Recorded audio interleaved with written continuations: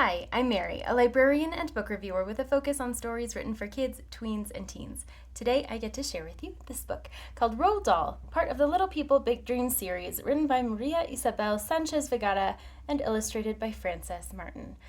Roald Dahl is now synonymous with a lot of literature that people across generations and around the world will recognize. But even though his books are filled with whimsy and joy, his childhood was not.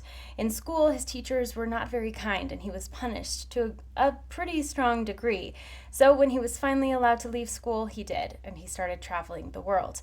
Soon after, though, a war started, and he found himself becoming a pilot.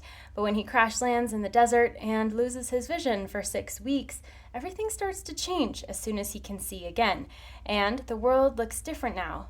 He decides that he's going to become a writer. And as he writes books as he gets older, he is not infallible as an author, and he has some strong negative beliefs about some people in the world. His anti-Semitic values are coming across in his writing.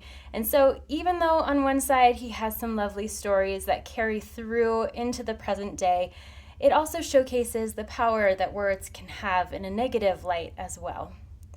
This beginner biography fits really nicely into the Little People Big Dreams series, so if you're familiar with the other books, you'll recognize the style and delivery of this one.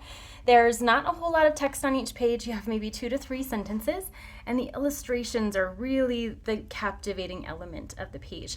So as young readers are starting to become more familiar with biographies and nonfiction in general, this is a really nice stepping stone because they have the illustrations to guide them while they have facts and figures that are coming into the narrative plot of the book.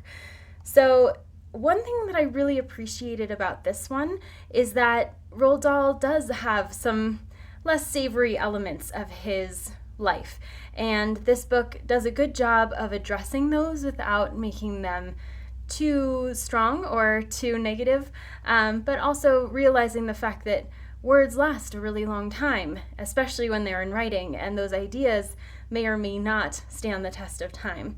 So while Roald Dahl is a respected author in many forms, he does have some sides to him that is not as positive as others might like.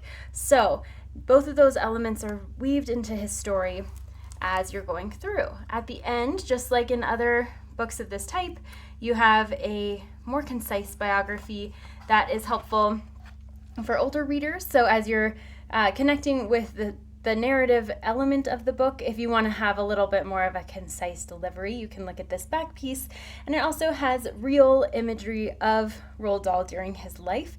And there's just a really nice collection of information here for discussion and for reflection for readers and their families. So the illustrations here are really fun, childlike in their simplicity, and then also the story, while it is accessible to young readers, has a depth that is valuable as well, even if you're a little bit older. So there's opportunity to discuss exactly what's happening here.